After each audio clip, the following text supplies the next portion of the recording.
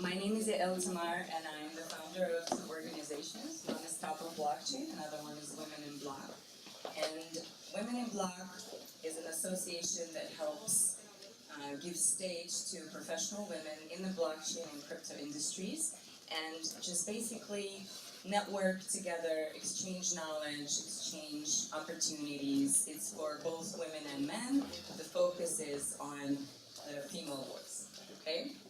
And last month, Noah, who is one of the founders of Guanxi, I'll let her speak about the organization in a bit, came to me and said, we have a delegation coming from Taiwan. One of the people is the wonderful Yani Li, who you're going to see in a minute. And she is very knowledgeable about the local ecosystem. She was one of the people who created the local ecosystem in blockchain and crypto in Taiwan. So let's do an event. So that's the short history behind the event today. So I'll give you a quick agenda. So we're going to have sessions with Yan Li, with Sarah Wisner, Daphne Sinai, and at the end, Ilana, how do you pronounce your name? Monkaris is going to lead a really interesting networking session. You can see a lot of different cards here. It's going to be a lot of fun, so stick around. So now I'd like to invite Noah, our co-organizer, and she'll give you a few words about the organization. Thank you. Hi guys. It's always a pleasure doing this because this is also my office on a daily basis, and it's the second event I'm hosting here this week. So first of all, I want to thank Shivi over there, amazing Shivi and Adas and Daniel and Roman, all of the team of Urban Place for hosting us, for supporting us. Thank you very much. They also had a hackathon about blockchain 2 weeks ago, so they're really important, I think, supporters of the blockchain industry here in Israel, and we love them for that. Thank you everybody. So, Yael stole my story. But to make the long story short, I met Yani around 3 years ago. I was a speaker. I was the only Israeli speaker at a conference that she did called Asia Bit, different kind of bit, B-E-A-T, not this bit. And I was the only woman on stage. I had 3 men from this side and 3 men from that side. I think it's the first time that I was a woman speaker, and I realized that we don't have enough role models. And I was 27 at that time. And the years went by, and I realized that in order to create a network of strong women in Israel and in Asia, we have to do more. And I've been working in the Israeli ecosystem for 10 years now. And in the last few years, I'm very active in women in tech and women entrepreneurship. And I realized that with Mariana over there, hi Mariana, also one of the co-founders of Guanxi, and we realized that we have to do more in order to connect this ecosystem. And in Israel, we don't have a lot of knowledge, role models, events, meetups, but also programs to connect these two very vibrant ecosystems. So with Yael, which is her second Women in Block event, we're very happy to host this event. This is our 6th event of Guanxi. We're hosting once in a month or 2 an event. Each event is focusing on a different country and on a different vertical. So hopefully if you log into our Facebook page, Guanxi, you can learn more about our activities and our events, and even to find maybe your co-founders or the network that you need.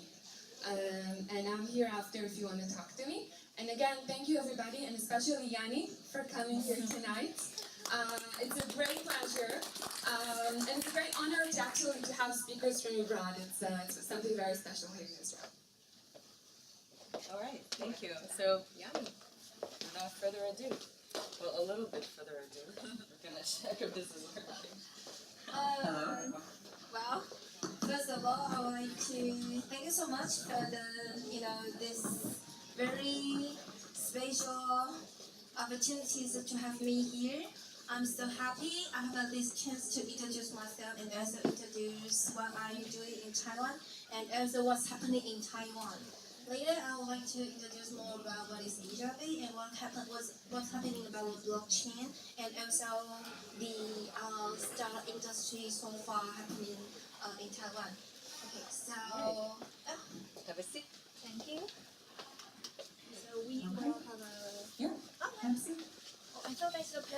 discussion.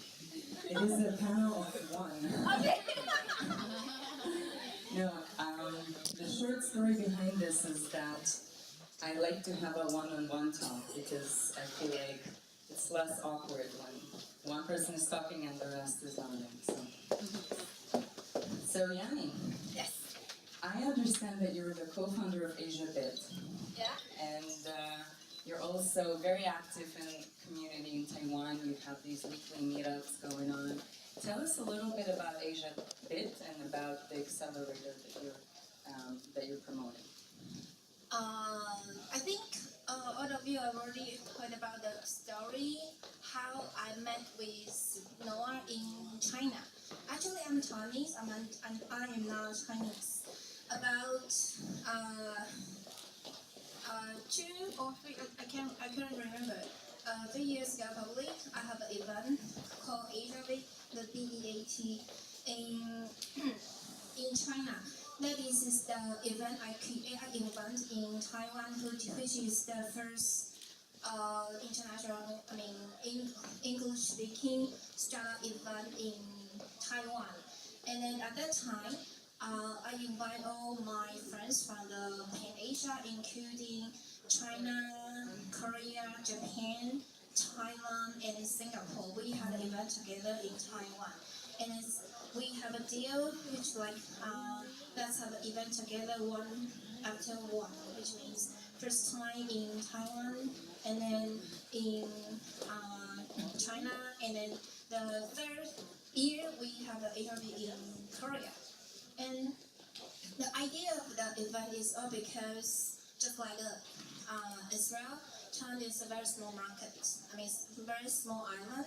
The market is very small, and all what we have to do is to expand the markets outside of Taiwan.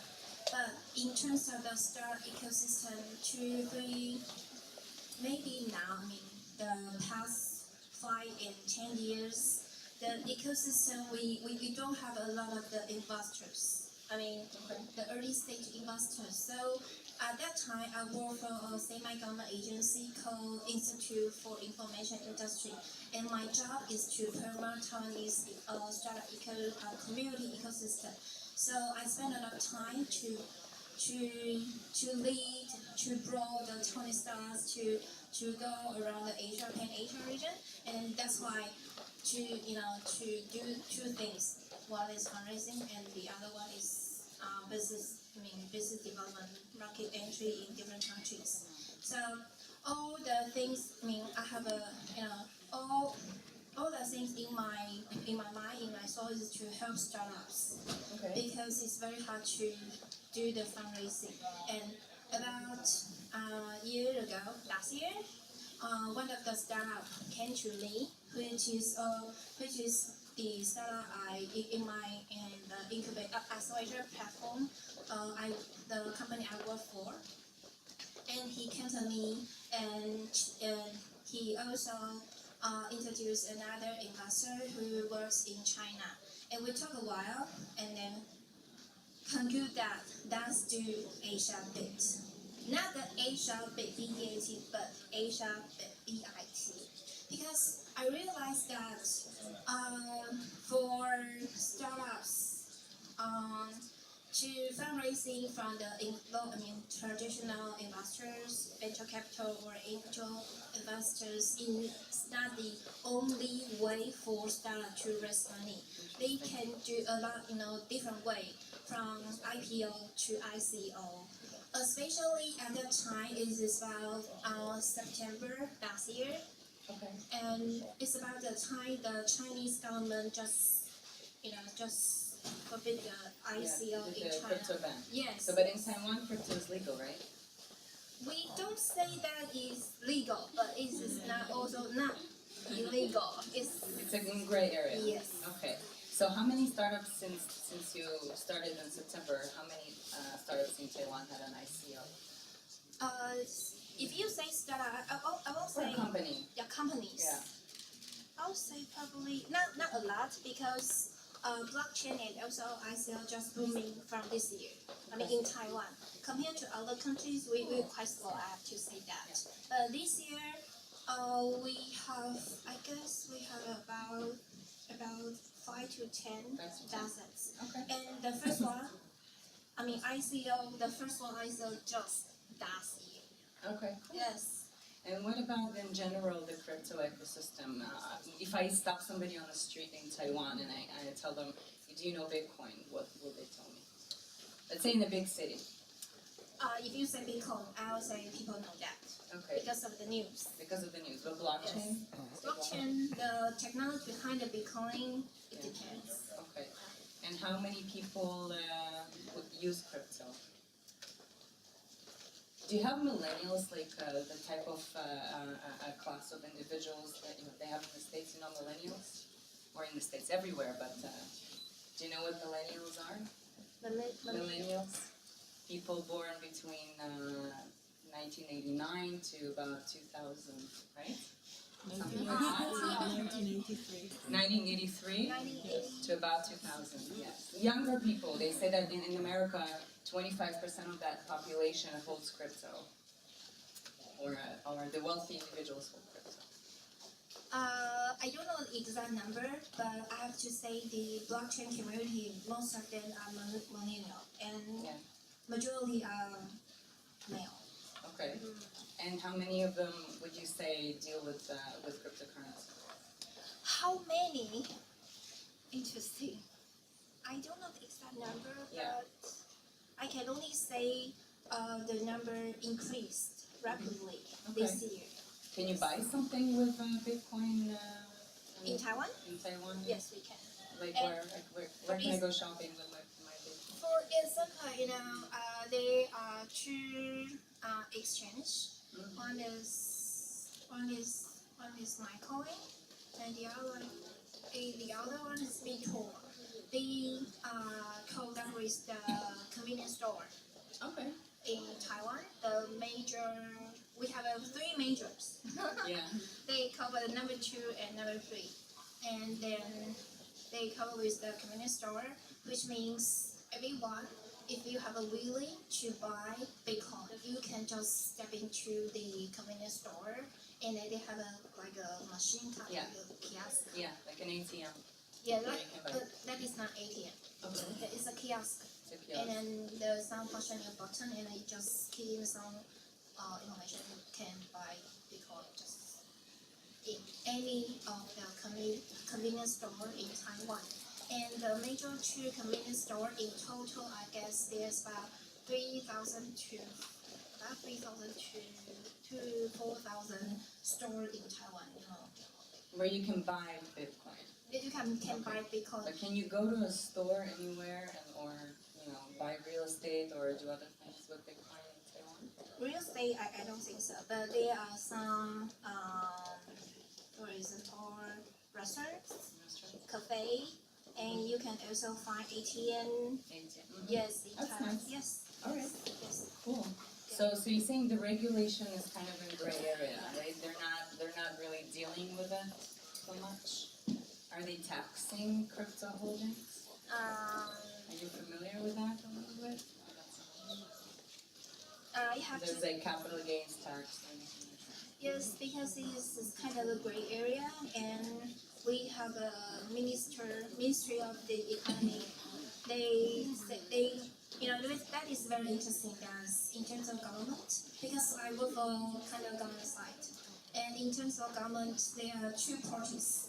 One is kind of Ministry of the Economy affairs. They want to promote blockchain. They want to promote Bitcoin, this cryptocurrency, because they can booming the people's economies. But on the other side, the Ministry of Finance, they say it's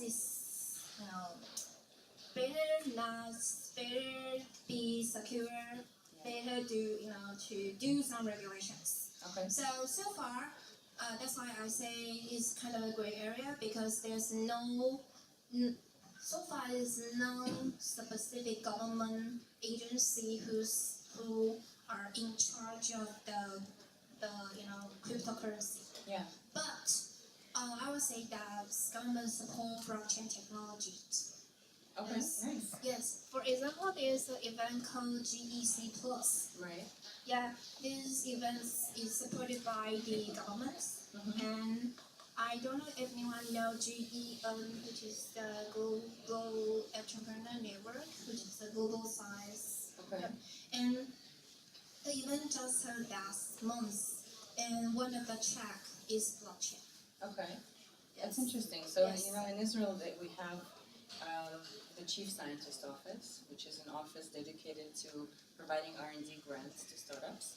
And blockchain as a technology, blockchain technology startups have gotten quite a few grants for Specific for blockchain tech startups. Yes. No, they're not specific for blockchain, but blockchain is one of the categories that is being considered. Yes. Is there anything similar in Taiwan? Yeah, there's a one, yeah, because this time I came with the Taiwan delegation. One of the delegation member is government official, and the one who in charge of the startup industry. And there is a brand new program called Startup Terrace, and in the Startup Terrace program, they encourage one of the topics is blockchain, which means they not just only support blockchain startups, they have grants for startup to apply, and also because the Startup Terrace, the purpose of that is to create a startup cluster in Taiwan, which is what we call Linko, which is kind of a half hour from Taipei City, and there is a specific regulation. That's not regulation. Anyway, they have a sandbox, which means you can do some trial in this area to do some POC, to do some experiments, even the payment side, which is more sensitive. Okay. So I would say, right now in Taiwan, I would say if you are interested in Asian markets, most of the startups, doing blockchain, I know they will go. If they want to come to Asia, they'll go to Singapore because Or Korea. South or Korea. Korea. But I'll say Taiwan probably will be your another options. Okay. Why? Why is Taiwan Yeah, a good, because a good option for, Yes. let's say, Israeli startups? yes, just like I just mentioned, the regulation is still at a gray area, but it's gray. But I will say this brighter. Not the darker side, but side of. It actually came out in the news that the government is planning to regulate. I saw 2 days ago that the Taiwanese government is planning to regulate, but they're very optimistic. I was actually going to ask you about that, but you're very busy in Israel, so I'm not sure if you watch the news from back in Taiwan. But Because I also asked the government official several days ago because he was with us, and then he said only one thing you have to avoid, which is money laundering. Yes. Laundering. Aside that, everything is. yeah, that's exactly what they said in the news, that you have to solve. Well, that part in Israel is one of the strongest. The local technology ecosystem, the security is very highly developed. So I'm sure we can introduce you to, and your government officials, to several companies that can help work out the AML aspect, anti-money laundering, as well as the KYC, know your customer, so that you can offer, Yes. and also, in terms of regulation, Israel is one of the more developed countries in terms of a regulatory framework. So I'm sure that there is a way to facilitate some sort of a relationship between the two. Many countries are actually coming here. Switzerland has a regulatory partnership with Israel for that purpose. And For the regulatory framework, regulatory and taxation framework, exchanging, and for financial services as well. So to collaborate between the two countries to provide financial services for the crypto industry. Interesting. Yeah. Yes. Are there any banks in Taiwan that are servicing crypto startups or blockchain startups? Yes, but just one. Just one. That's a good start. In Israel, we have zero. Zero Oh, okay. banks. Okay, just one. Banks are Only very one. afraid.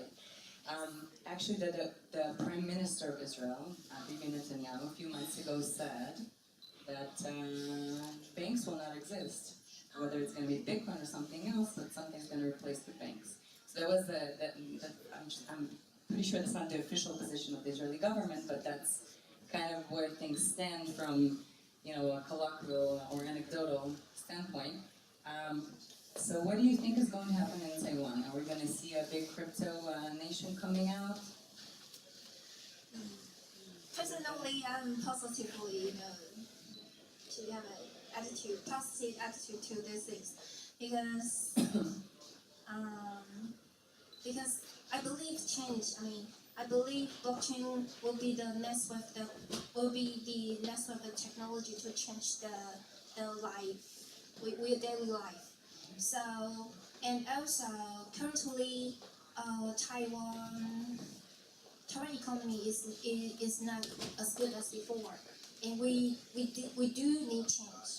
So I do believe that governments will do to make the regulation clearly next year, especially there is a congressman who promotes blockchain and cryptocurrency very very strongly. He even have he spread around the world to promote Taiwan, saying that Taiwan can be the crypto nation. Nice. Yeah.